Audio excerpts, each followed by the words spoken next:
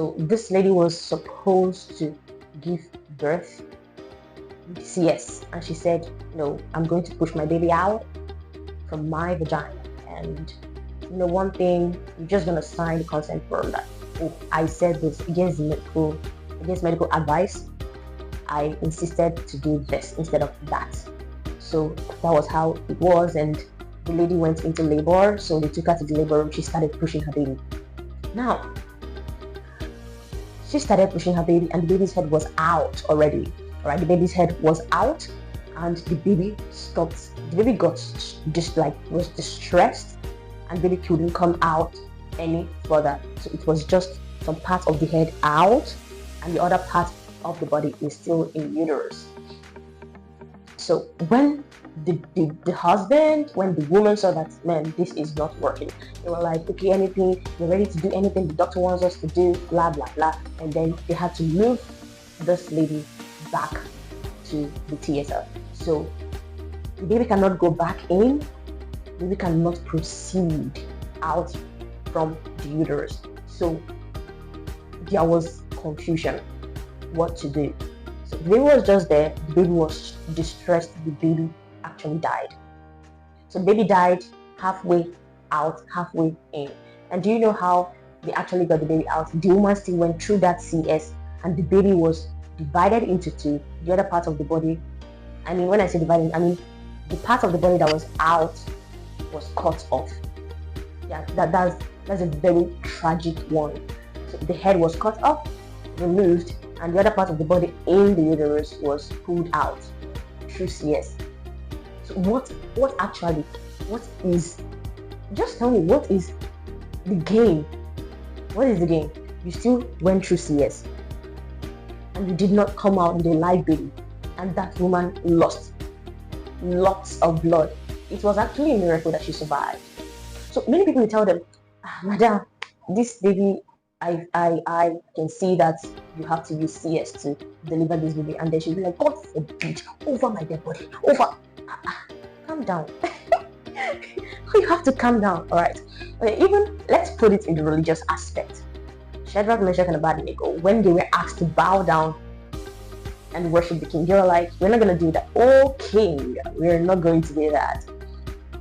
We know that, okay, God is going to save us. But even if he does not save us, even if he does not come the way we want him to come. So yes, you're carrying the baby with that mentality that, okay, I'm going to give birth to this child, all right, the normal way.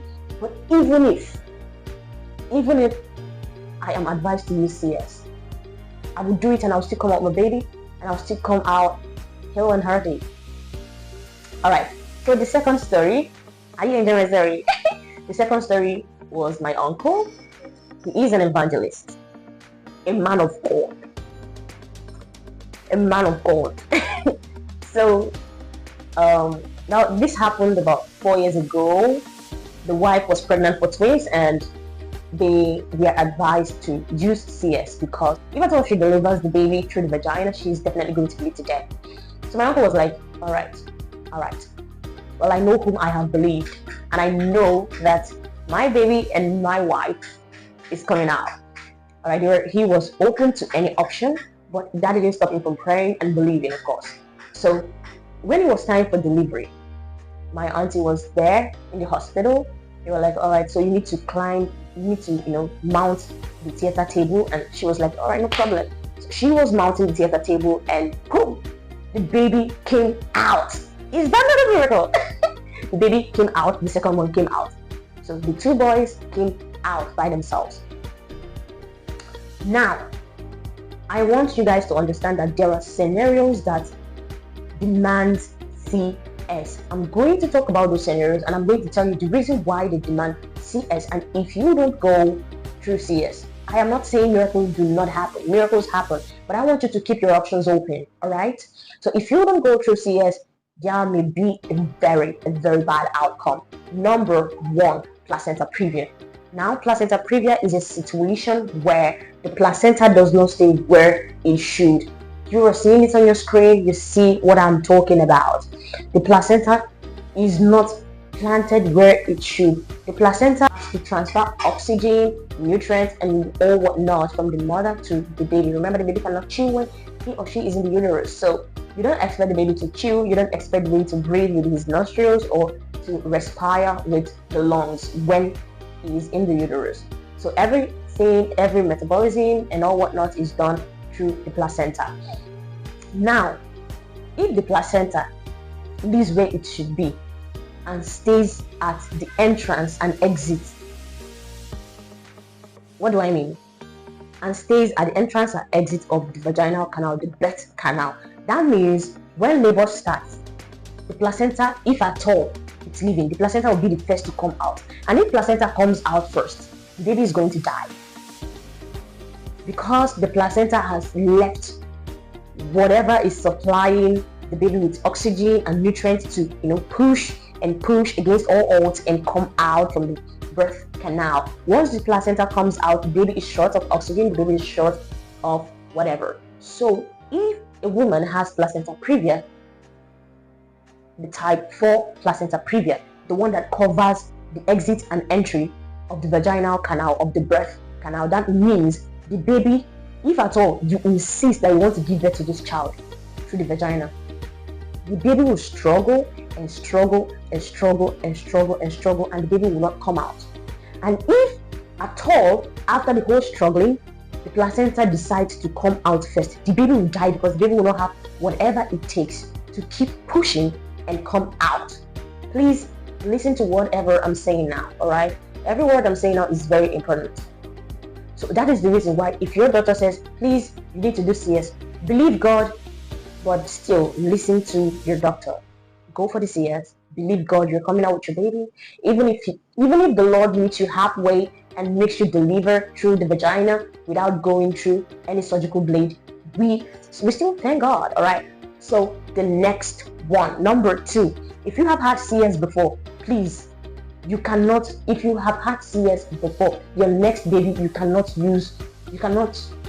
go through your vaginal canal. Why did I make mention of that? Now, if you have had CS before, that means you have had a surgery, you have had a cut before, and your baby was pulled out. All right. Now, there is something called scar tissues. Scar tissues are not elastic. They do not stretch. They do not stretch to accommodate pressure. They do not stretch to accommodate stress. And we know that when contraction and relaxation happens, remember, when the uterus starts pushing out the baby, when oxytocin acts and there is pushing out, there is contraction and relaxation, contraction trying to push out the baby, there is a lot of stress mounted on the uterus, mounted on the tissues there, and they need to be elastic in order to push out this baby. Now, when you have carried out CS before, that means there is a scar tissue here. That particular place cannot contract and relax. That means it's not elastic anymore. So you may have prolonged labor, and prolonged labor can lead to distress of the baby, and the baby being distressed can lead to you giving birth to an asphyxiated baby, or you giving birth to a baby that the baby is out, but the baby cannot breathe for long, therefore causing some damage to the brain. And you don't want a situation whereby the baby is growing and the baby is like this, the baby is acting like that. You don't want situations like that. Next, placenta abruptio. What do I mean by placenta abruptio? Now, people that their husband used to pulp. It's not something to be proud of, but it happens. So people that their husband used to, do Mike Tyson for, they beat hell out of the woman, regardless the fact that the woman is pregnant with their child. They beat the woman. Then people that have experienced trauma, close to their tummy when they were pregnant, that's actually the reason for placenta abruptio. Now, what is placenta abruptio? Placenta abruptio is when the placenta totally or partially goes out. What do I mean? Oh dear. People that don't really know these medical terms, I'm trying to make it so clear for you to understand. Now, this is the mommy's tummy, and this is where the placenta has to latch on. The reason why the placenta has to latch here is so that whatever nutrients, whatever oxygen that the mother has can be transferred from the mother to the child. All right, so the placenta has to be attached on the surface of the mother's uterus. It has to be attached. For whatever reason, the placenta goes out of the mother's internal surface, that child is definitely dying, unless you have removed the child already before the placenta goes off. All right, so if at all sudden trauma happens, to when the woman is pregnant, to the tummy, the uterus, affecting the placenta, whether the placenta goes off totally or partially, or part of it goes off the maternal surface, it is advised that this woman goes in for CS immediately. If she does not do such, because most times this happens when the woman is not even due for delivery, so it requires now that the woman has to go for CS. All right, so now and if at all the baby is not old enough, the baby is premature, arrangements can be made to put the baby in neonatal ICU for close monitoring. So it's best to have your baby and to have yourself in a healthy state than going in there trying to do it, whereas everything is saying you cannot really do this, and then you come out with a tragic story. So the one that is best for you, and you should make the right choice. The next one is cephalopelvic disproportion. Now this is when the pelvis of the woman is the type that does not really accommodate the baby passing through it. There are about 4 pelvis in a woman: the anthropod, the android, the gynecoid, the platypeloid. Now, before a woman, that is the reason why antenatal is very nice. See, if you're pregnant, please go for antenatal, I beg you. So before a woman, once a woman takes in and comes for antenatal, the woman is checked and lots of tests are done for the woman to check, okay, should this woman actually go for should she go for normal vaginal delivery, or is she a CS patient? Is she a high-risk pregnant? Is this a high-risk pregnancy, or is it a normal pregnancy? So antenatal determines the kind of attention given. Quite alright, pregnancy demands a lot of attention, but then if you are in the category of high-risk pregnant women, then lots of attention will be accorded to you so that you come out healthy, and of course your baby comes out healthy as well. Alright, so having tragic story at the end of 9 months is not what anybody prays for.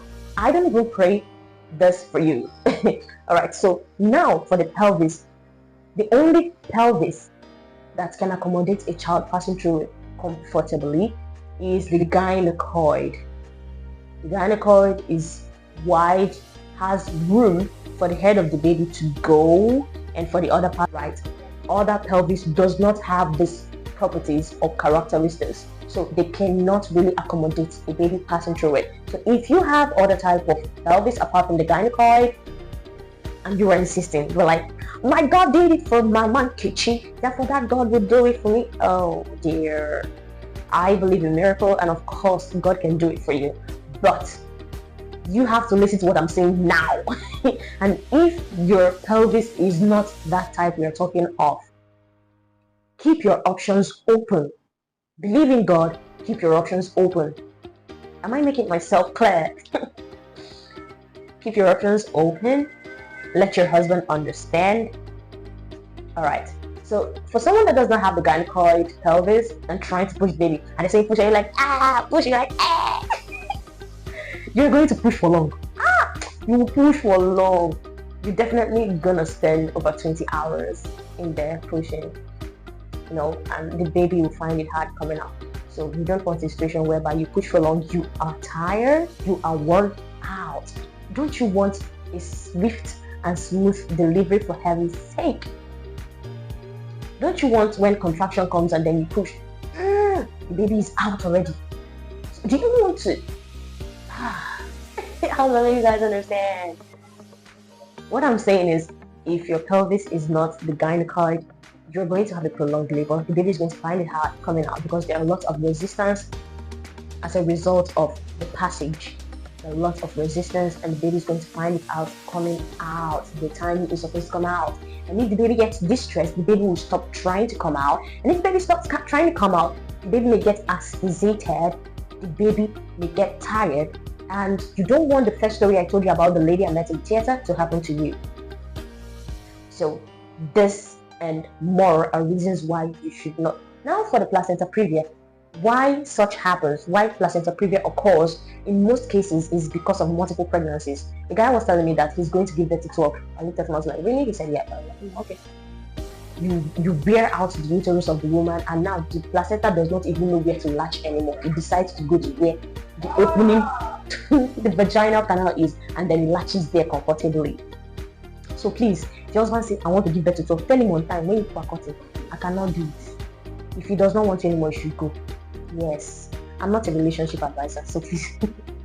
Thank you for staying up till this time. I mean well for you all. I believe you'll believe in God, but please keep your options open. I love you from the depth of my heart. See you in my next video.